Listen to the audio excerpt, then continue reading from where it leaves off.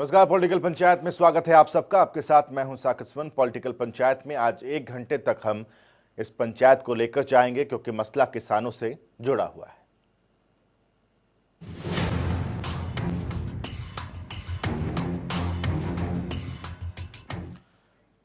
किसानों का प्रदर्शन और किसानों का दिल्ली कूच। कहीं किसानों को रोका गया, कहीं बॉर्डर सील। अपनी बात सुनाने दिल्ली आ रहे किसानों की खता तो बता दीजिए जनाब कि क्यों देश का अन्नदाता आखिर अपनी बात भी नहीं रख सकता।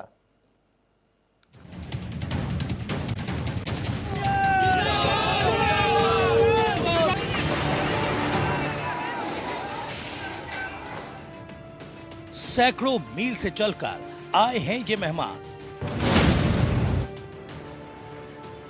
हमारी राजनीति को रोटी से तौलने आए हैं, स्वार्थ को सियासत से तौलने, मौत को मुकद्दर से तौलने, जौम को जिल्लत से तौलने, खाली पेट खाली हाथ झंडे उठाए, हौसलों की थाल पर हिमाकतों की थाल। बताइए हुजूर, कब सुनेंगे आप?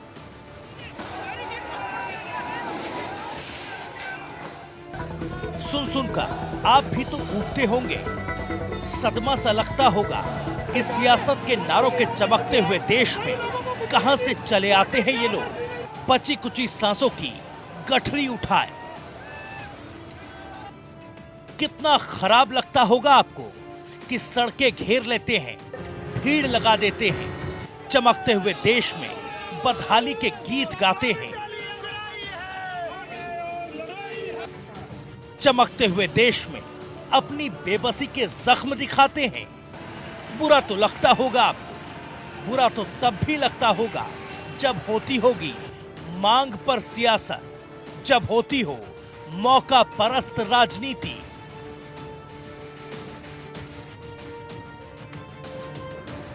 सारे के सारे हरियाणा के बॉर्डर्स को सील करा जा रहा है। और यही नहीं, सारे जो किसान नेता हैं, बड़ा मेरे को दुख होता है ये बात सुनते हुए कि जो किसान नेता हैं उनको सबको जो है कल तक जो है उठा लिया गया है, उनको परेशान किया जा रहा है, उनकी गिरफ्तारियां हो गई हैं। ये सारे काम जो हैं, ये इस तरह से किसानों की आवाज़ जो ये तीनों काले कानूनों के खिलाफ दबोचने की कोशिश करी जा रही है, ये बहुत ही निंदनीय है। 3 कृषि कानून केंद्र ने जो पास करे हैं उसके विरोध के अंदर किसान भाई हमारे जो हैं 26 नवंबर को कूच करने के लिए, दिल्ली कूच के लिए तैयार हैं। लेकिन बड़े दुर्भाग्य की बात है कि केंद्र के इशारे पे हरियाणा की जो गठबंधन की सरकार है पूरी तरह से जो है ये आंदोलन जो है इनका सफल ना हो पाए, उस पर दबोचने की कोशिश कर रही है। सरकार ने किसानों की नहीं सुनी तो किसान झोला उठाए, राशन पैक कर सड़कों पर आ गए, दिल्ली तक जाने को मजबूर हो गए। और किरण चौधरी ने भी किसानों के मुद्दे पर सरकार के घेराव में कोई कसर नहीं छोड़ी। तो वहीं बीजेपी प्रदेश अध्यक्ष ओपी धनखड़ कहते हैं कि ये आंदोलन तो सिर्फ अंदेशों पर है। आंदोलन जो है वो अंदेशे पर है, और अंदेशा तो ऐसी बात होती है कि हम गन्ने बोएंगे और वो खा जाएंगे। ये एक तरह से बहुत ऐसी बात है कि संदेशा तो पॉजिटिव है सरकार का। अभी भी खरीद हुई है, आगे भी खरीद होगी। प्रधानमंत्री जी कह रहे हैं खरीद यूँ ही चलेगी, मंडी यूँ ही चलेगा, एमएसपी यूँ ही चलेगा। तो जो लगातार खरीद उस प्रकार की हो रही है, तो केवल अंदेशे के आधार पर आंदोलन खड़ा करना कि ये न्यायोचित नहीं है। इन किसानों का गुस्सा देख रहे हैं आप, ये सड़कों पर हैं, प्रदर्शन कर रहे हैं, खेत छोड़कर जंग कर रहे हैं। हालात देखकर बस यही कहने का दिल करता है कि किसानों, तुम फिर से लौट जाओ। तुम्हारे उतरे हुए चेहरे आंकड़े चमकाते मुल्क के मालिकों का मजा किरकिरा कर देते हैं। ब्यूरो रिपोर्ट, जनता टीवी। किसानों की अपनी तैयारी है, प्रशासन अपनी तरीके से मुस्तैद है। जगह जगह पर किसानों को रोका जा रहा है। इधर भारतीय किसान यूनियन के प्रदेश अध्यक्ष गुरुराम सिंह चड्ढोनी क्या कुछ कहते हैं, सुनिए। आज मौड़ा अनाज मंडी से हमारा दिल्ली कूच का प्रोग्राम था और हम हजारों की संख्या में दिल्ली कूच की तरफ चल पड़े हैं। जो इन्होंने बैरियर हमारा में लगाया था मौड़ा मंडी से थोड़ा आगे, उस बैरियर को हमने तोड़ दिया है और उस बैरियर को तोड़ के 15 किलोमीटर आगे निकल चुके हैं और मालूम हुआ है कि आगे एक और बैरियर लगाया हुआ है। वो बैरियर भी हम तोड़ेंगे। पुलिस लाठी मारे, डंडे मारे, लेकिन हमारे लोगों ने जो है वो किसी पे हाथ नहीं उठाया और ना ही हम आगे हाथ उठाएंगे। तो हमारा जो आंदोलन है वो शांतिपूर्वक रहेगा, लेकिन दिल्ली की तरफ हम बढ़ चुके हैं और बाकी हमने सब लोगों से दिल्ली के लिए पहुंचने की अपील की है। राजनीति इस पूरे मसले पर हो रही है। इंडियन नेशनल लोकदल के प्रदेश अध्यक्ष नफे सिंह राठी क्या कहते हैं, सुनिए। हमारी पार्टी का सबसे पहले स्टैंड है, सबसे पहले हमारी पार्टी समर्थन देती है किसानों को, और अब भी हमारी पार्टी ने किसानों को समर्थन का ऐलान किया है कि हम किसानों के हक में हैं, किसानों के साथ हैं, किसानों की आवाज़ के साथ इन लोगों की आवाज़ है। कुरुक्षेत्र में वाटर कैनन का इस्तेमाल किया गया किसानों के ऊपर। वहां से बीजेपी के सांसद नायब सिंह सैनी क्या कह रहे हैं, सुनिए। देश के यशस्वी प्रधानमंत्री आदरणीय नरेंद्र मोदी जी ने किसान की मजबूती के अंदर ये कदम उठाया है। जो 3 कानून बने हैं ये किसान के हित में है, किसान की मजबूती में, किसान को उसकी फसल का लाभकारी मूल्य मिलेगा, किसान को उसकी आय बढ़ाने में ये क्रांतिकारी कदम ये कानून होंगे। मैं किसान भाइयों से अपील करना चाहूँगा कि देखें, वेट करें, जल्दबाजी में कोई कदम ना उठाएं। और क्योंकि अभी लंबा समय है, जब 70 साल तक या 72 साल तक हम देख सकते हैं, वेट कर सकते हैं, तो आदरणीय प्रधानमंत्री जी के ऊपर भी विश्वास करना चाहिए किसानों को। और मैं ये कहना चाहूँगा कि जो उन्होंने कदम उठाए ये किसान की मजबूती में है, इसमें किसी का अहित नहीं है, किसान को लाभ होगा। इनका कहना है किसान को लाभ होगा, जल्दबाजी में कदम मत उठाइए, इंतजार कीजिए। लेकिन पुलिस प्रशासन क्या कहता है, सुनिए। देखिए, जैसे आप जानते हैं डीडीएमए की गाइडलाइंस के तहत अभी गैदरिंग कहीं अलाउड नहीं है, तो जितनी भी हमारे पास परमिशन के लिए रिक्वेस्ट आई थी हमने उन सबको कैंसिल करके ऑर्गेनाइजर्स को कम्युनिकेट कर दिया है कि आपकी प्रोटेस्ट यहाँ अलाउड नहीं है। जब सही टाइम आएगा तो उसके बाद आप ड्यू परमिशन लेके तब प्रोटेस्ट कर सकते हैं। इसके अलावा हमने मीडिया, सोशल मीडिया के जरिए उन सबको जागरूक किया है कि दिल्ली में किसी तरह की गैदरिंग अलाउड नहीं है, यहाँ पे मत है। अभी हम लोग बॉर्डर पे चेकिंग कर रहे हैं और अगर फिर भी कोई हमारी रिक्वेस्ट या अपील मान के उसके बावजूद भी यहाँ पे आते हैं तो जो उन पे मुनासिब लीगल एक्शन बनता है वो हम लेंगे। बॉर्डर्स पे हमारी इंटेंसिव चेकिंग हो रही है, वो 26-27 को भी जारी रहेगी। पॉलिटिकल पंचायत में 3 खास मेहमान हमारे साथ जुड़े हुए हैं। चलिए पंचायत की शुरुआत करते हैं। तीनों खास मेहमानों से आपको मिलवाता हूं। प्रोफेसर वीरेंद्र चौहान जी हमारे साथ जुड़े हुए हैं, भारतीय जनता पार्टी की तरफ से, बहुत बहुत स्वागत है आपका। अभिमन्यु कुहार साहब हमारे साथ किसान नेता के तौर पर जुड़े हुए, अभिमन्यु जी बहुत बहुत स्वागत है आपका। और अमरदीप बराड़ जी हमारे साथ कांग्रेस की तरफ से जुड़े हुए, आपका भी बराड़ साहब बहुत बहुत स्वागत है। प्रोफेसर वीरेंद्र चौहान जी, क्या लगता है आपको किस वजह से ये प्रदर्शन है, क्यों किसान दिल्ली जाना चाहते हैं? देखिए, ये जो प्रदर्शन है इसमें हमें तो कोरी राजनीति दिखाई देती है और उस कोरी राजनीति के पीछे प्रतिपक्ष के हमारे मित्र हैं जिन्होंने किसानों को गुमराह करके वो अपनी राजनीतिक रोटियां सेकना चाहते हैं। जैसा आज भारतीय जनता पार्टी के प्रदेश अध्यक्ष धनखड़ साहब ने कहा कि काल्पनिक जो भय हैं वो दिखा करके किसान को चिंता में डालना और फिर उनके आक्रोश पर राजनीतिक रोटी सेकना, इसके षड्यंत्र हो रहे हैं। जो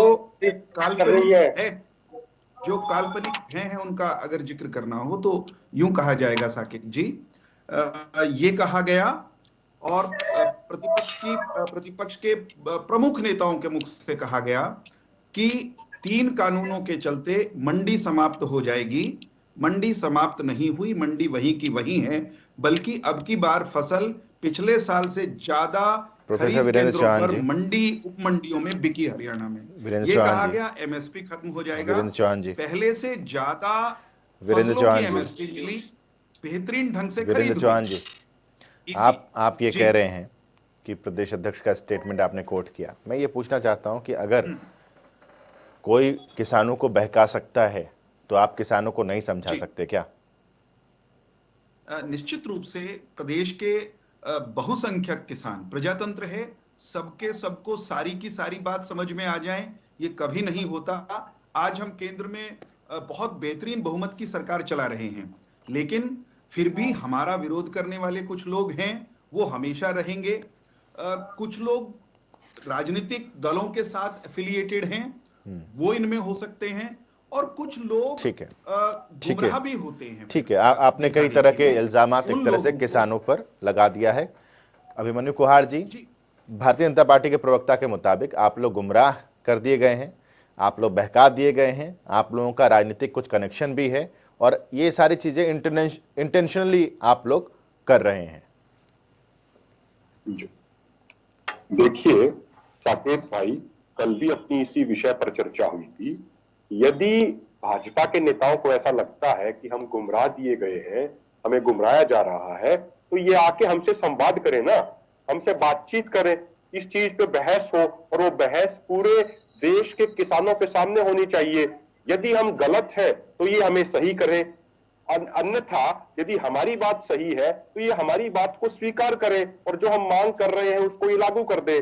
देखिए बात इतनी सी ही है, हम तो इतना ही कह रहे हैं ना, जो प्रधानमंत्री मोदी जी, जो कृषि मंत्री नरेंद्र सिंह तोमर जी अपने भाषणों में कह रहे हैं कि एमएसपी जारी रहेगा, एमएसपी से कोई छेड़खानी नहीं की जाएगी, मंडियां जारी रहेंगी, यही बात तो हम मांग कर रहे हैं ना कि इन्हीं बातों को आप लिखित में दे दीजिए।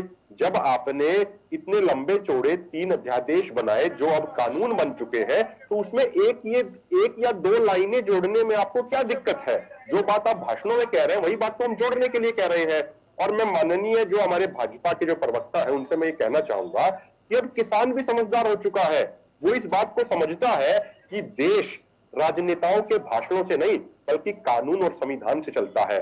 माननीय आपने तो ये भी कहा था कि भाई आप पहले कलम से स्वामीनाथन आयोग की रिपोर्ट को लागू करेंगे और C2 प्लस 50% फार्मूले के अनुसार एमएसपी देंगे, आज तक नहीं दिया गया।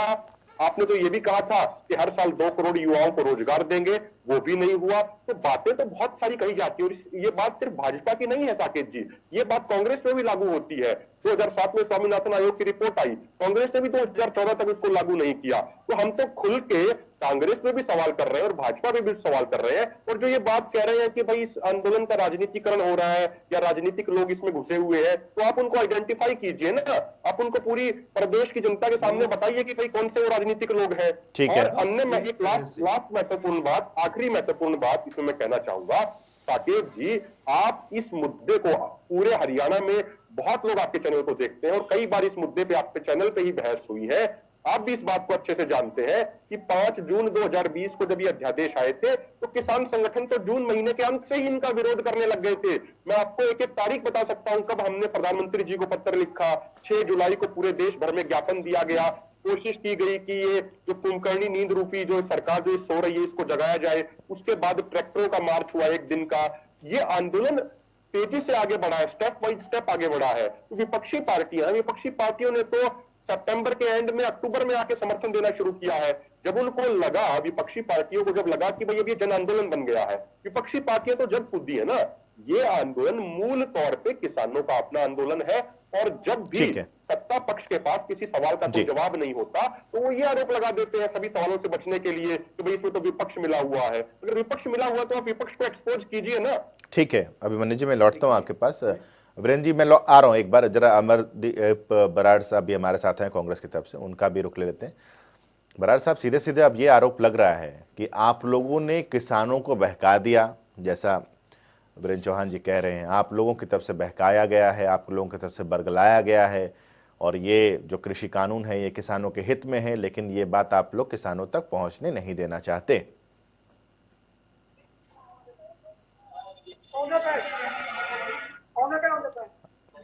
बोलिए अमरदीप जी। मैंने सुना जो इन्होंने कहा, ये कह रहे हैं कि किसानों को बहला। मैं हर डिबेट में इनको ये कह रहा हूँ कि ये नोट करके रख लें ये बात। अब मेरी किसानों को कोई बहला नहीं सकता। किसान अब पढ़े लिखे हैं, किसान जो है फॉरवर्ड हो चुके हैं, किसानों को कोई बहला नहीं सकता। और जहां तक बात है बीजेपी जेजेपी सरकार की, बीजेपी जेजेपी सरकार सो चुकी है और वो किसानों पर, किसान जब से ये अध्यादेश आया तब से किसान है, लेकिन सरकार सोई हुई है, सरकार को किसान दिखाई नहीं दे रहा है।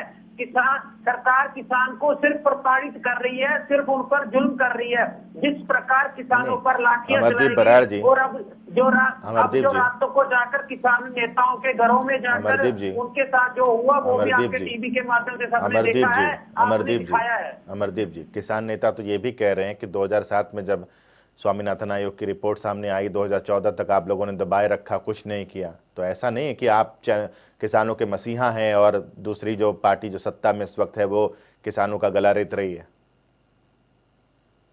देखिए राकेश जी, जो भाई ने कहा एमएसपी किसानों के लिए कौन लेकर रहा है, एमएसपी भी ही कांग्रेस पार्टी की ही देन है किसानों को। और जो आप अपने 2014 तक के कार्यकाल में आप कितने फसलों पर एमएसपी देते थे साहब?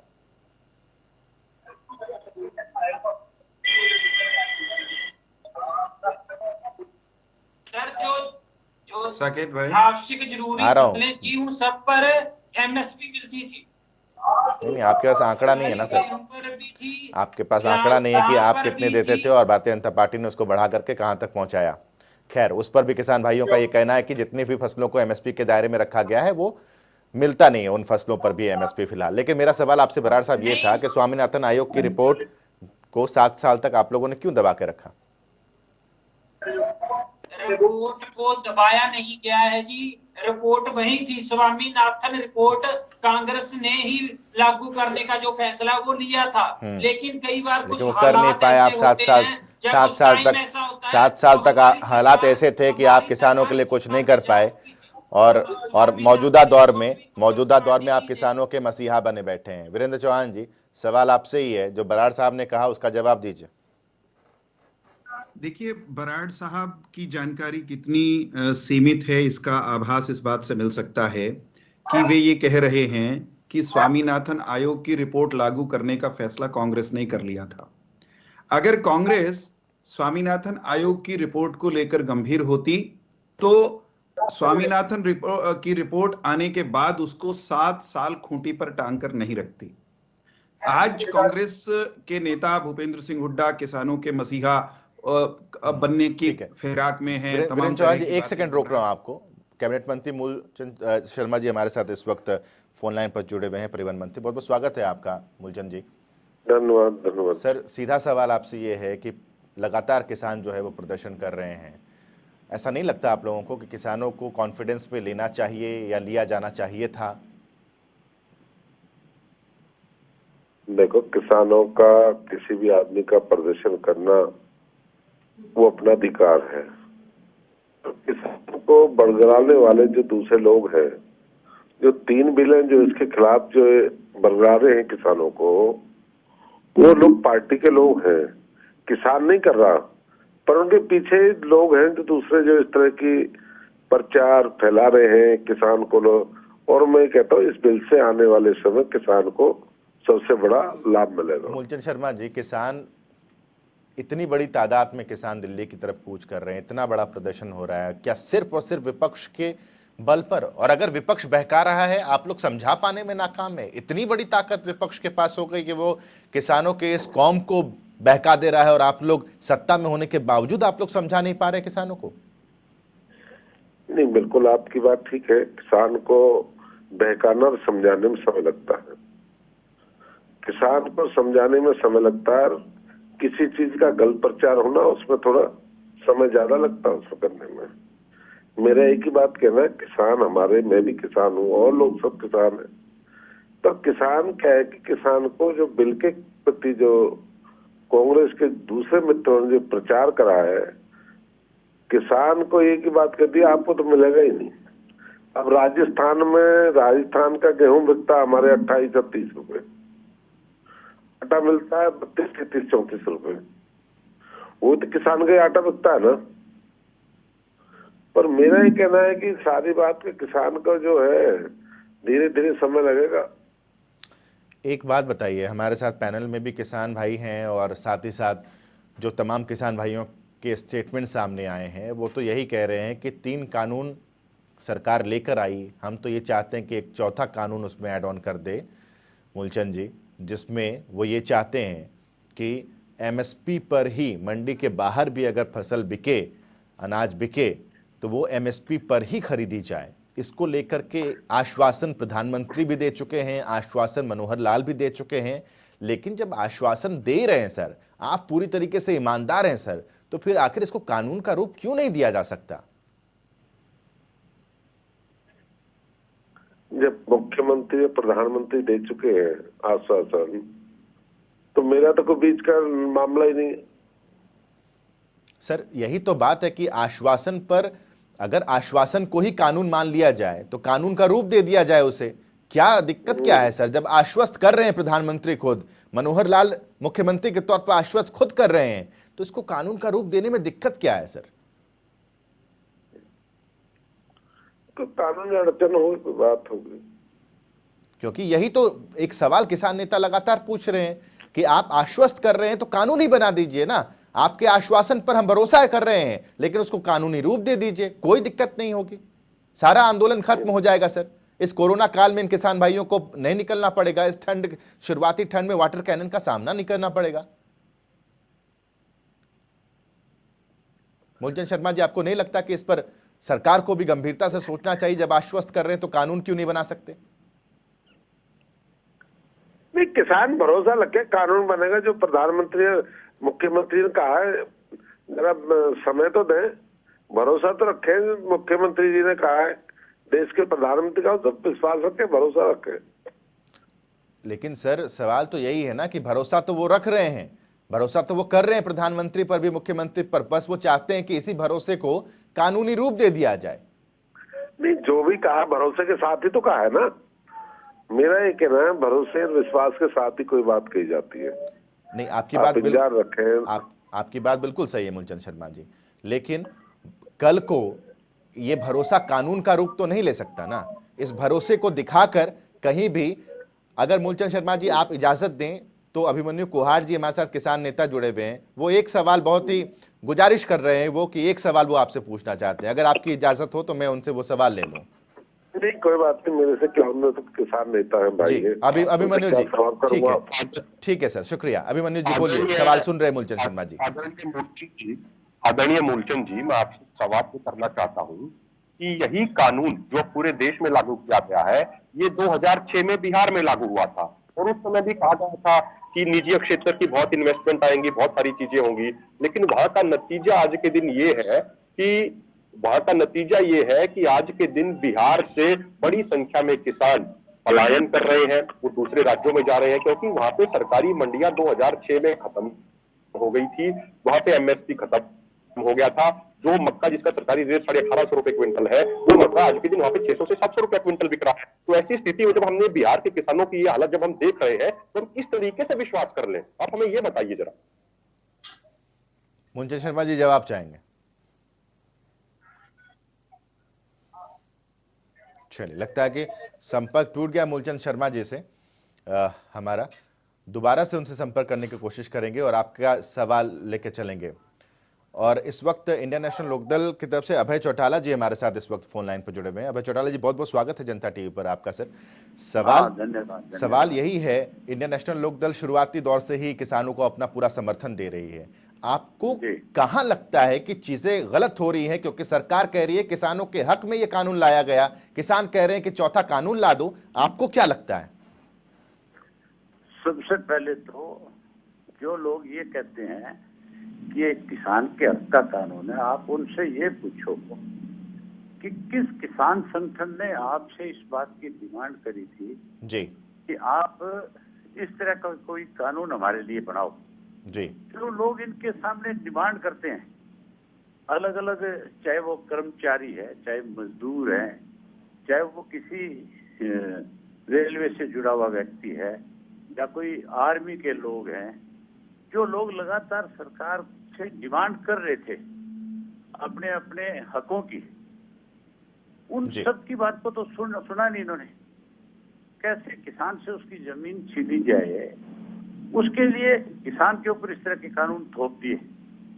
अब जब किसान इसको लेकर के विरोध करता है, और केवल विरोध नहीं, वो तो ये कह रहा है कि इसमें एक चौथा और कानून बना दो आप, हमारी एमएसपी की गारंटी दे दो जी हमें, और उसके साथ साथ जो कोई एमएसपी से कम पे खरीदे उसके खिलाफ कम खरीदने वाले के खिलाफ मुकदमा दर्ज हो, उसके खिलाफ आपराधिक मुकदमा दर्ज हो कि वो किसान के साथ गलत कर रहे हैं। जी। अब जब डिमांड कर रहे हैं तो उनकी बात को सुनने की बजाय उन पर लाठियां बरसाई जा रही है, उनको रात को उठाया जा रहा है, उनको डराया और धमकाया जा रहा है, उनसे कहा जा रहा है कि आपके खिलाफ मुकदमे दर्ज करेंगे, आप दिल्ली नहीं आ सकते। दिल्ली किसकी है? जी। दिल्ली इस देश के किसान की है। जी। जो दिल्ली में बैठे हुए लोग हैं, जो इस तरह का कानून बनाने वाले हैं, उनको किसानों ने चुन करके भेजा था, और जिस किसान ने उनको वोट दिया, जिस किसान ने इनको चुन करके भेजा, उन्होंने उसके ऊपर ही दमन शुरू कर दिया। जी। तो अगर वो इस तरह का दमन करेंगे तो फिर जो कोई किसान के वोट से चुन करके आए, जी, उसकी एक जिम्मेवारी बनती है कि वो सरकार के सामने किसान के पक्ष को जोर शोर से रखे, जी, और सरकार को इस बात के लिए बाध्य करे कि आप उनकी बात को सुने, और सुन करके उस किसान की रोजी रोटी छीनने की बजाय, जहाँ स्वामीनाथन की रिपोर्ट लागू करने की बात करते थे ये लोग, जी, आज स्वामीनाथन की रिपोर्ट लागू करने की बजाय किसान की जमीन छीनने का काम करते हैं। इससे बड़ा दुर्भाग्य इस देश का और नहीं हो सकता कि जो अन्नदाता है यहाँ का, उस अन्नदाता को उजाड़ने के लिए कानून बनाए गए हैं। हमारी पार्टी चौधरी देवीलाल की नीतियों की पार्टी है। चौधरी देवीलाल ने सदा किसान के साथ खड़े होकर के उसको न्याय दिलवाए। मैं तो ये कहूंगा कि जो लोग किसान के हितैषी हैं, जी, अगर सरकार किसान की बात को नहीं सुनती तो उन सबको राजनीति से ऊपर उठ करके और सरकार के सामने जी, अपना कड़ा स्टैंड लेना चाहिए। मैं ये नहीं कहता कि कोई सपोर्ट विड्रा करे, कोई बीजेपी का नेता जो किसान से, खेती से जुड़ा हुआ है, वो सरकार से अलग हो जाए, लेकिन वो सरकार पे इस बात के लिए दबाव बनाए, प्रेशर सरकार पे डाले और किसान के हक की लड़ाई को लड़ने का काम। अभय चौटाला जी, दो स्टेटमेंट बीजेपी की तरफ से हैं। एक प्रदेश अध्यक्ष का स्टेटमेंट है धनखड़ जी का, वो ये कहते हैं कि अंदेशों पर यह आंदोलन किया जा रहा है, और नायब सिंह सैनी ये कहते हैं कि इंतजार कीजिए, बहुत जल्दबाजी में आप प्रदर्शन और आंदोलन कर रहे हैं। आप धनखड़ साहब जो ये बात कर रहे हैं, धनखड़ ने तो ये भी कहा कि चौधरी देवीलाल और चौधरी चरण सिंह दोनों ने हमेशा किसान का विरोध किया है। तो फिर चौधरी देवीलाल चरण सिंह की फोटो क्यों लगाई उन्होंने इस बड़ौदा के चुनाव में? उनको पता है कि इनकी फोटो के बिना किसान का वोट नहीं मिल सकता, इसलिए दोगली बातें करते हैं। धनखड़ कौन सा किसान है? धनखड़ के पास कौन सी जमीन थी? कब खेती करी थी? और जहां नायब सिंह सैनी की बात है, उसने तो मिट्टी की चोरी करी, उसने तो सरकार में रहते हुए माइनिंग चोरी करा करके पैसे कमाने का काम किया। उसका किसान का क्या संबंध? उसके पास कौन सी जमीन थी, कब थी, कहाँ थी? वो दिखाए कि उसके खानदान के पास कितनी जमीनें थी। ये सब फजूल के लोग बयान दे करके कहीं अपनी राजनीतिक रोटियां सेकने की कोशिश में, लेकिन लोग सबक सिखाएंगे। बड़ौदा में सबक सिखाया और आने वाले समय में और जोर से लोग केवल विरोध नहीं करेंगे, इनको जहां सत्ता से बाहर करेंगे वहां इनको गांव में घुसने भी नहीं देंगे। कांग्रेस के स्टैंड को किस तरीके से देख रहे हैं आप? क्योंकि कांग्रेस तो ये कह रही कि हम किसान हितैषी हैं पूरी तरीके से। भूपेंद्र सिंह हुड्डा से ये पूछा ना जी कि कांग्रेस के अगर हितैषी हो जी, किस दिन धरने पे गए थे? जिस दिन विधानसभा में इस इशू पे चर्चा होनी थी जी, उस दिन किसने विधानसभा छोड़ करके भाग गए थे? उनसे ये तो पूछो कि तुम्हारे 44 मेंबर पार्लियामेंट है, राज्यसभा के तुम्हारे 60 से ज्यादा मेंबर पार्लियामेंट है, आपने किस दिन किसानों को लेकर के कहीं धरना दिया? कहीं इंडिया गेट पे बैठे तुम? अगर ये इंडिया गेट पे बैठ जाते 100 लोगों को लेकर के, 100 मेंबर पार्लियामेंट को लेकर के, तो आज बीजेपी की हिम्मत नहीं बढ़ पाती थी। लेकिन क्योंकि ये ड्राफ्ट इन्होंने खुद तैयार किया था, ये बीजेपी से भी बड़े किसान के दुश्मन है।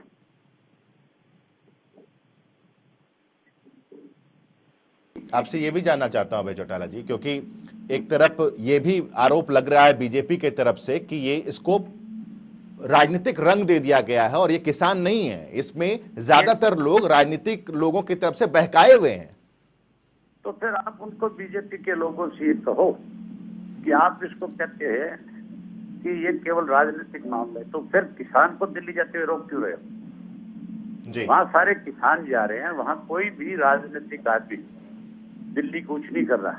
आज जितने भी किसान के साथ जुड़े हुए लोग हैं उन सब ने एक फैसला किया है कि हम दिल्ली में जाकर के देश के प्रधानमंत्री को और दिल्ली में बैठे उन लोगों को जिन्होंने इस किस्म का कानून बनाने का काम किया है, उनको सामने हम अपना पक्ष रखने जा रहे हैं। ये तो उनको अपना पक्ष भी नहीं रखने देते। पक्ष रखने के लिए कोई जाता है तो फिर उनको रात को उठा लिया जाता है, उनके खिलाफ मुकदमे दर्ज किए जाते हैं, उनके साथ बदतमीजी की जाती है, उनको जेलों में बंद कर दिया जाता है। ये कौन सा कानून है? ये कौन सा प्रजातंत्र है? कहाँ इस देश को प्रजातांत्रिक देश माना जाता है? और कहाँ हालत ये कर दी कि अपनी मर्जी से सरकार जो चाहे फैसला ले ले, जिस तरह से मर्जी किसी को दबाने और कुचलने के लिए इस तरह की ओछी बात करे, ओछे हथकंडे अपनाने का काम करे। एक आखिरी सवाल अभय चौटाला जी आपसे कि इस कोरोना काल में आपको नहीं लगता कि थोड़ा एहतियात किसानों को भी बरतना चाहिए, क्योंकि एक तरह से फिर से लहर कोरोना की आ रही है और फिर से बहुत ज़्यादा केसेस आ रहे हैं, तो यहाँ थोड़ा सा प्रोटेक्शन की भी ज़रूरत है। कोरोना से तो कितने लोग मरेंगे जी, कितने लोग इस कोरोना की महामारी में। हमारे देश में 94% लोग जो है वो ठीक भी हो रहे हैं, 6% 7% लोग कहीं कोरोना की भेंट चढ़े हैं जी। लेकिन जो 70% अंदाता है, अगर आज उसकी बात को नहीं सुना गया, आज अगर उसके खिलाफ किसी तरह का रवैया सरकार का रहा, तो फिर लाखों किसान आत्महत्या करने पे मजबूर हो जाएंगे। कोरोना से तो निपटा जा सकता है, लेकिन इस फैसले से निपटने के लिए किसान को कोरोना की बजाय अपने बच्चों की कैसे आने वाले समय में हिफाजत हो सके, उसके लिए कोई कुर्बानी भी देनी पड़े, तो मैं कहता हूँ उससे भी पीछे नहीं हटना चाहिए। चलिए, ये हमारे बच्चों के भविष्य का सवाल है जी। हम अपने बच्चों के भविष्य के साथ किसी को खिलवाड़ नहीं करने देंगे। ठीक है अभय चौटाला जी, बहुत बहुत शुक्रिया आपका हमारे साथ जुड़ने के लिए, वक्त देने के लिए बहुत बहुत शुक्रिया। वीरेंद्र चौहान जी, आप कुछ कहना चाह रहे थे?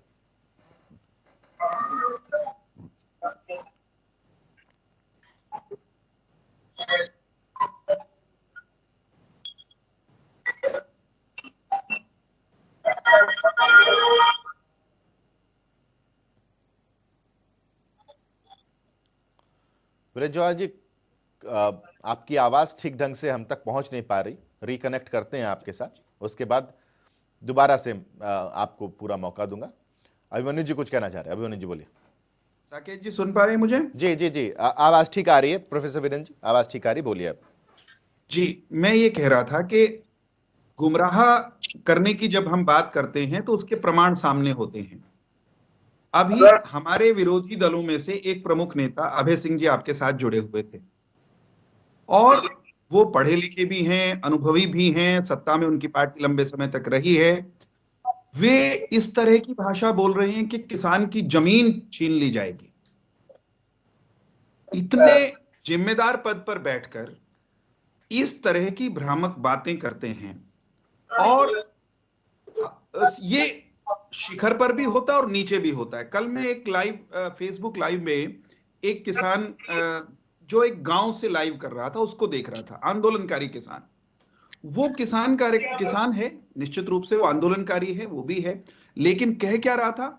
कह यही रहा था कि सरकार और व्यापारी किसान की सारी जमीन छीनने की तैयारी कर रहे हैं।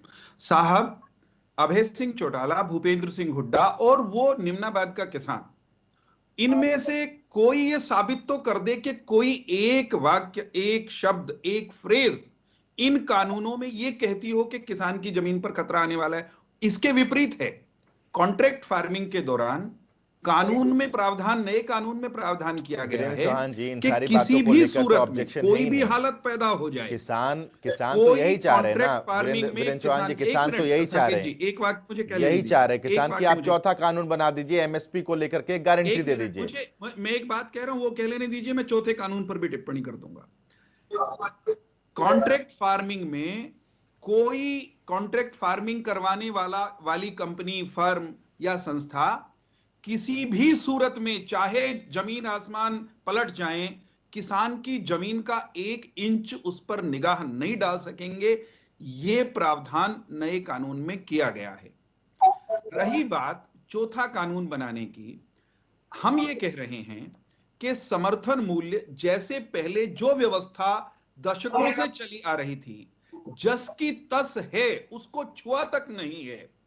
ये सवाल पैदा करके भ्रम ही तो पैदा किया जा रहा है।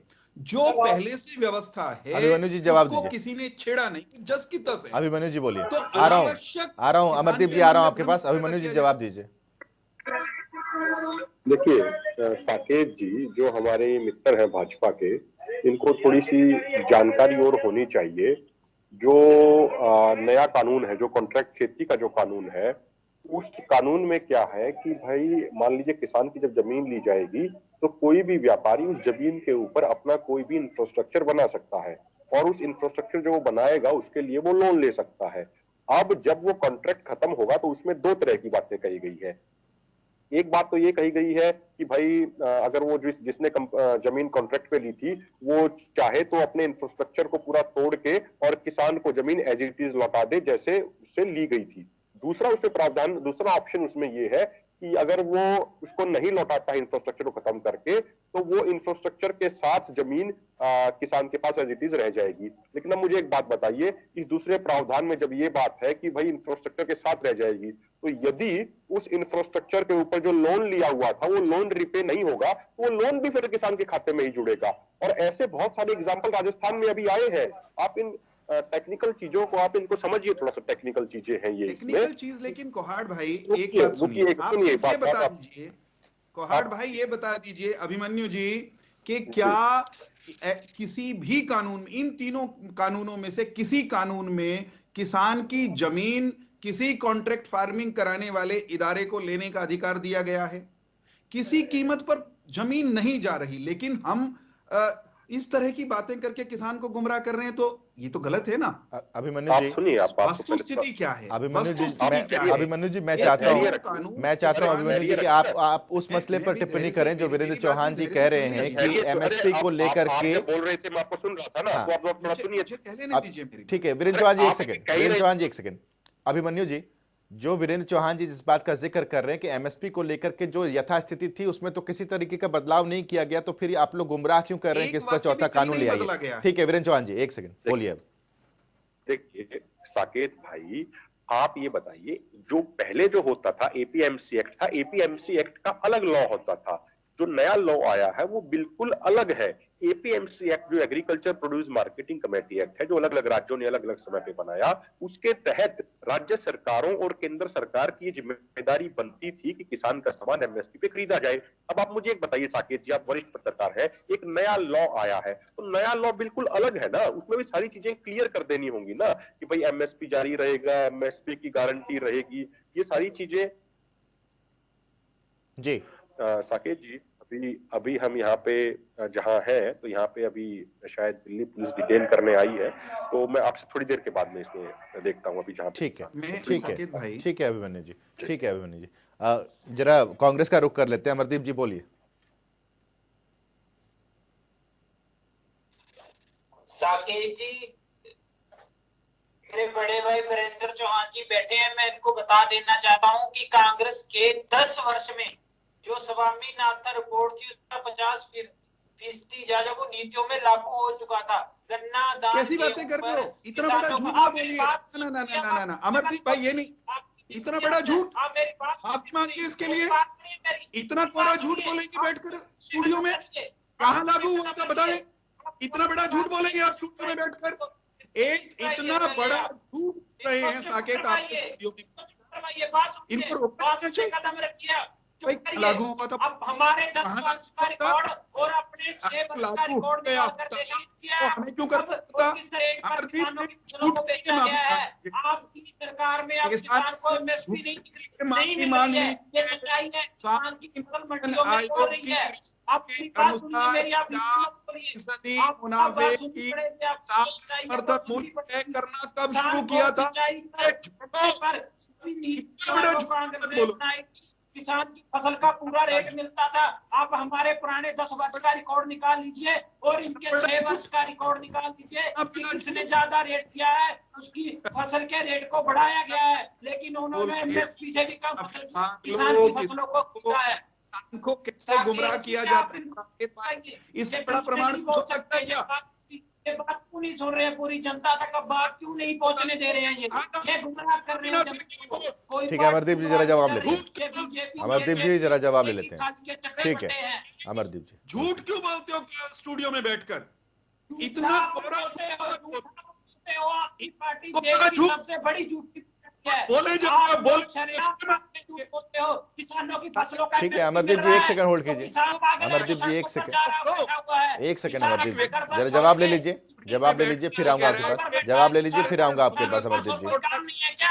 आपने किसान को दुखी किया है, आपने किसान को अमरदीप जी, किया है, अमरदीप जी, किसान ने उसका बदला आपसे ले लिया है। अमरदीप जी, प्रकार से सारे देश में, सारे प्रदेश में। ठीक है अमरदीप जी, 1 सेकंड होल्ड कीजिए आप।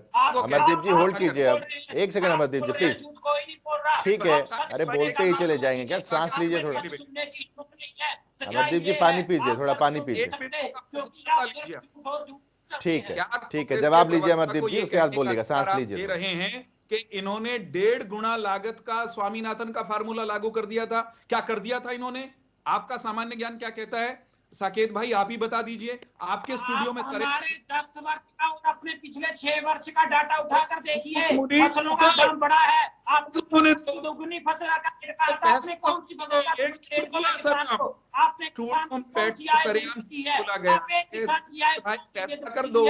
अपने किसान की जो आय थी आपने वो भी खा लिया है। किसान के खातों में उसकी फसल की पेमेंट नहीं आ रही है। आप किसान को खत्म करना चाहते हैं, लेकिन ऐसा कांग्रेस पार्टी नहीं होने देगी।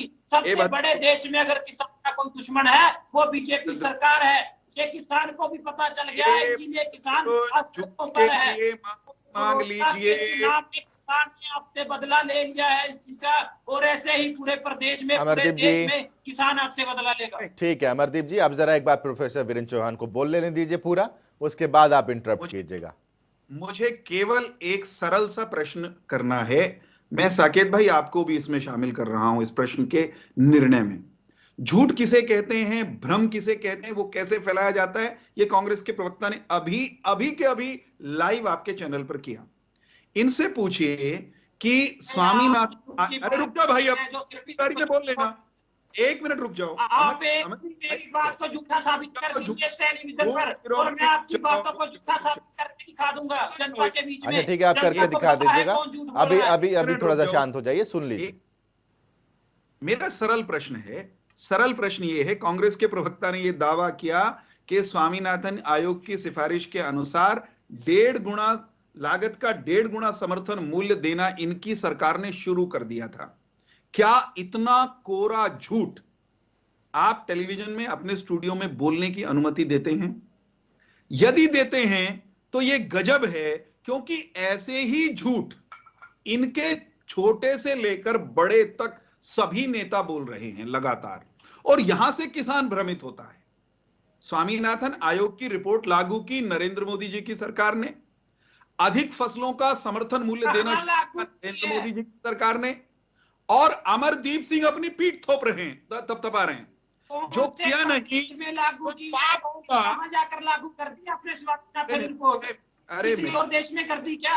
हमारे देश में तो हुई नहीं है अभी तक, हमारे देश में नहीं हुई अभी तक। आप ये झूठ आप बोल रहे हैं टीवी पर बैठकर। आपने कौन सी स्वामीनाथन रिपोर्ट लागू कर दी, बता दीजिए। आप कौन सी किसान की फसल का रेट दे रहे हैं, किस किसान को आप एमएसपी दे रहे हैं? मैं सुन लो जरा। अब ये भी कह रहे हैं कि हमने स्वामीनाथन की रिपोर्ट लागू नहीं की। इसका अर्थ यह है कि ये लागू करके गए थे, हमने हटा दी। हमने स्वामीनाथन की रिपोर्ट लागू की, और स्वामीनाथन आयोग की रिपोर्ट हमने लागू की है, इसका प्रमाण इससे बड़ा कुछ नहीं हो सकता कि स्वयं डॉक्टर एमएस स्वामीनाथन ने लगातार कई ट्वीट करके नरेंद्र मोदी जी की इस कार्य की खत्म नहीं की। आपकी सरकार ने सब्सिडियां खत्म नहीं की किसान जो कांग्रेस पार्टी ने झूठ तो मत बोलो ना सरेआम। आप भाई झूठ माफी मांगिए। सारे प्रदेश का किसान आज सड़कों पर है। आप बात भी नहीं सुन रहे हैं। आपने लोकतंत्र की हत्या करने का काम किया है। आप जिसके लिए करते हैं वो कानून को कह रहे हैं वो कानून मेरे लिए सही नहीं है, लेकिन आप उस कानून को आप उसकी बात तो सुन लीजिए। आपने किसान से बात की, आप किसान को बोलने का हक भी आप किसान की बात किसान कहना क्या चाहता है। किसान एयरपोर्ट नहीं चाहिए, किसान को चाहिए अपनी फसलों पर एमएसपी जो आप खा रहे हैं, जो आप किसान को दे नहीं रहे हैं। मैंने पहले कहा इन्होंने लागू नहीं की, ये दावा कर रहे हैं ये लागू करके गए। हमने लागू की, ये मुझसे पूछ रहे हैं स्टूडियो में बैठ के कहां लागू। आप टीवी पर बैठ के झूठ बोल सकते हैं, लेकिन आप झूठ को सत्य साबित नहीं कर सकते। लोगों को पता है हमारे राज्य में गेहूं गन्ने पर लोगों को क्या मिला है। हमारी सरकार ने किसानों को सब्सिडियां दी है और उन सबकी सब्सिडियों को आपकी सरकार ने आपने ही खत्म करने का काम किया है। आपकी सरकार ने ये पहला काम किया है। आप आया करो मेरे छोटे भाई, तथ्यों पर रहा करो, पढ़कर आया करो। और आप मत बोलिए करिए। आपसे मेरा हाथ जोड़ के बेनती है, आप किसान के हक की बात कीजिए। अगर आप से कोई खालसा है वो एक साइड रख दीजिए। आप किसानों के हक की बात कीजिए, किसानों के लिए बोलिए। अच्छा अमरदीप जी एक सेकंड, अमरदीप जी एक सेकंड अमरदीप जी चलिए ठीक है। अमरदीप जी एक सेकंड रुकिए, अमरदीप जी रुकिए। आप किसानों को ठीक है रुकिए करने के अपराधी हो। वीरेंद्र चौहान जी, आप किसानों के वीरेंद्र चौहान जी, किसानों का अरे ठीक है, एक दूसरे पर टीका टिप्पणी करते रह जाएंगे या किसानों के मसले पर भी बात हो। ठीक है अमरदीप जी शांत हो जाइए। अमरदीप ठीक है। प्रोफेसर वीरेंद्र जी, प्रोफेसर वीरेंद्र जी अब मैं आपसे सवाल करना चाहता हूं कि अभी हम लोग चौथे कानून को लेकर के सवाल कर रहे थे। आपने कहा कि यथास्थिति बनाए रखी जाएगी, किसी तरीके का उसमें कुछ है ही नहीं इन तीनों कानून में जो उस यथास्थिति से छेड़छाड़ हो। मान लिया आपकी बात, लेकिन अगर किसानों को किसी भी तरीके से यह भ्रम है कि बाहर एमएसपी पर ही खरीद हो, इसके लिए सरकार एक कानून बना दे। सरकार सर इतने सारे अमेंडमेंट करते ही हैं, आप लोग इतना सारा कानून लाते ही हैं, उन किसानों को एक तो पहली बात यह कि उन किसानों को शुरुआती दौर में क्यों नहीं कॉन्फिडेंस में लिया गया सर कि देखिए ऐसा ये 3 कृषि कानून हम लाने जा रहे हैं, इनमें इन सारी चीजें हैं। उसी दौरान उनके जो भी करेक्शन वो चाहते हैं उन पर बैठ करके सलाह मशवरा हो जाता। क्या दिक्कत, ऐसी नौबत ही नहीं आती। वीरेंद्र चौहान जी, 2 चीजों को कंफ्यूज नहीं करना है साकेत भाई। एक, समर्थन मूल्य की व्यवस्था वो अनाज मंडियों में है। मंडी में समर्थन मूल्य पर फसल बेचने का विकल्प यथावत बना रहेगा। हमने किसान को मंडी से बाहर उसकी फसल बेचने का रास्ता उसके लिए खोला है जो कि बंद था, ताकि अगर मंडी से बाहर यानी समर्थन मूल्य से अधिक कोई बाहर देता है तो किसान उसको ले ले। तो पहले से हम ये बार बार कह रहे हैं, मंडी वही है, मंडी में आपका जो फसल है, आपका अनाज वो समर्थन मूल्य पर पहले की तरह बिक रहा है। हमने केवल एक एडिशनल रास्ता बाहर दिया है और वो भी ये कह के दिया है कि उसको बेचिए जो समर्थन मूल्य से फालतू आपको दे। कोई किसान की फसल, कोई व्यापारी किसान की फसल समर्थन मूल्य से नीचे बेचने के लिए उसको विवश नहीं कर सकता। ठीक है वीरेंद्र चौहान जी, मुझे एक बात बताइए, इस बात को सरलता से एक बात बताइए, एक बात किसान भाई जो इस वक्त जनता टीवी देख रहे हैं वो भी जरा जानना चाहते हैं कि अगर आप एक व्यापारी हैं वीरेंद्र चौहान जी, तो आप एमएसपी से या तो एमएसपी पर ही खरीदना चाहेंगे या एमएसपी से कम पर खरीदना चाहेंगे? जी एमएसपी नहीं, एमएसपी से ऊपर आप क्यों खरीदना चाहेंगे, क्यों? गुरनाम सिंह चढ़ूनी जी भी इस वक्त हैं। गुरनाम जी, एक सवाल मैंने पूछा है प्रोफेसर वीरेंद्र चौहान से, उसका जवाब आप सुनिए, उसके बाद आपके पास आता हूं। बोलिए वीरेंद्र चौहान। मैं ये कह रहा हूं कि जब किसी सरकार, समर्थन मूल्य क्या है? वो न्यूनतम समर्थन मूल्य है, वो अधिकतम नहीं है। जो मंडी में उसको किसान को गारंटीड है एक प्रकार से, अगर कोई बाहर उससे बेहतर मूल्य पर खरीदना चाहता है, मान लीजिए कोई इस तरह का करार हो जाता है, व्यापारी उसको खरीदता है, तो उस पर कोई रोक नहीं है और वो खरीदने के लिए आएगा। इसलिए क्योंकि हमने एक प्रावधान तो ये किया कि जब वो बाहर खरीदेगा डायरेक्ट उससे, तो उस पर मंडी टैक्स नहीं लगेगा, उस पर कुछ कर नहीं लगेंगे, तो उसको जो लाभ होगा बाहर खरीदने पर उसका एक हिस्सा कंपटीशन में, प्रतिस्पर्धा में वो किसान को स्वाभाविक रूप से अर्पित करेगा। ठीक है वीरेंद्र चौहान जी, एक सेकंड रोक रहा हूं आपको। गुरनाम सिंह चडूनी साहब हमारे साथ हैं। गुरनाम जी कहां तक पहुंच गए?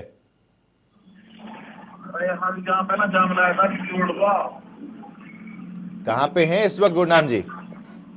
हेलो गुरनाम जी कहां तक पहुंच गए? जी हम तो अभी यहाँ पे हैं, ये यहाँ से बादशाह को रोड मुड़ता है जी जी। और आगे का सफर किस तरीके से तय होगा? कितने बैरिकेड्स और तोड़ने हैं? जी कितने बैरिकेड्स और तोड़ने हैं साहब? जी बैरिकेड 2 बैरिकेड थे पीछे, वो हमने तोड़ दिए हैं, आगे जो आएगा वो देखेंगे। कब तक दिल्ली पहुंचने की उम्मीद है? हाँ दिल्ली तो हम कल शाम तक ही पहुंच पाएंगे जी। सरकार कह रही है कि अंदेशों पर ही आंदोलन कर रहे हैं आप लोग, अंदेशा लगा रहे हैं कि भविष्य में ऐसा हो जाएगा और उसी अंदेशे पर आंदोलन है, सच्चाई पर आंदोलन नहीं है। तो सच्चाई तो अगर सच्चाई पे नहीं है तो बीजेपी सच्चाई बता दे। बीजेपी ने 3 प्रयास सच्चाई बताने के किए हैं लोगों को। पहले उन्होंने प्रेस कॉन्फ्रेंस करके बताया, फिर उन्होंने किसान सेमिनार किए और हर हल्के में, और उसके बाद उन्होंने ट्रैली की यात्राएं की। वो सच्चाई बताने में कामयाब नहीं हुए। उनके पास बड़ा अमला फैला है, पूरी सरकार ने जो है उस पे लगी रही समझाने पे। तो अगर कोई उनकी बात में कोई और तरह की सच्चाई है तो और समझाने का प्रयास कर लें, और अगर वो इतने सच्चे हैं तो अभी तक बात करने की हिम्मत क्यों नहीं की उन्होंने? अभी तक वो दूर दूर से बात क्यों कर रहे हैं? तो गुरनाम से बात करने की हिम्मत क्यों नहीं की है? गुरनाम जी सरकार ये कह रही है, सत्ता पक्ष का ये कहना है कि किसान तो आंदोलन कर ही नहीं रहा, ये तो राजनीतिक चोला ओढ़े हुए लोग आंदोलन कर रहे हैं। ये तो जो इनके खिलाफ बोलते उसको पाकिस्तानी बता देते हैं। शुक्र है हमें पाकिस्तानी नहीं बताया अभी तक इन्होंने। हमें अभी तक इन्होंने कांग्रेसी ही बताया। तो पाकिस्तानी भी बोल सकते हैं, ये तो कुछ भी बोल सकते हैं। सब जानते हैं साकेत जी, ये छिपाने की बात है क्या? गुरनाम सिंह चडूनी कहां कौन कौन सी पार्टी के साथ कैसे जुड़े रहे हैं, जुड़े हुए हैं, ये छिपा हुआ है क्या किसी से? गुरनाम सिंह चडूनी के साथ किस तरह के लोग हैं, कौन इनको समर्थन कर रहे हैं, ये सबके सामने है। चडूनी जी किसका समर्थन है? सार्वजनिक चीजें हैं। किसका समर्थन है चडूनी जी आपको? क्या मेरे को समझ में नहीं आई भाई की बात, क्या बोला इन्होंने? वीरेंद्र सिंह चौहान जी कह रहे हैं कि आपका समर्थन, आपको कहां से किन किन राजनीतिक दलों से आपको समर्थन मिल रहा है, सब जानते हैं। हाँ बताए ना किसका कौन समर्थन कर रहा है। ये जो पार्टी है ये देशद्रोही पार्टी है, देश को बेच रहे हैं, देश के टुकड़े करके बेच रहे हैं ये लोग। जिस देश को हम सोने की चिड़िया कहते हैं ना, भाषा देखी आपने साकेत जी, असली मसला तो भाजपा से परेशानी है। और ये असली मुद्दा ना किसान है, इल्जाम लगाते हैं किसी और किसान खुद गुरनाम सिंह चडूनी कितने बड़े किसान हैं सबको मालूम है। किसान मसला नहीं है, किसान की समस्याएं मसला नहीं है। परेशानी तो कुछ लोगों को भारतीय जनता पार्टी की सरकार देश को कायदे से आगे बढ़ा रही है, इस बात से है। दर्द तो इस बात का है कि नरेंद्र मोदी जी की अगुवाई में किसानों के हित में अच्छे काम क्यों हो रहे हैं? इतने बड़े लोकप्रिय नेता। अच्छा ठीक है, एक सेकंड गुरनाम सिंह चडूनी जी एक सवाल मेरा आपसे है। मैं ये जानना चाहता हूं आपसे कि सरकार ये कह रही है कि चौथे कानून की आवश्यकता है ही नहीं, क्योंकि जो पहले से व्यवस्था थी उस पर किसी तरीके से छेड़छाड़ कर ही नहीं रहे। चडूनी जमीन किसान की एक्वायर नहीं की है। देखिए ये एमएसपी कानून की गारंटी क्यों नहीं बना देते, क्यों कानून नहीं बना देते?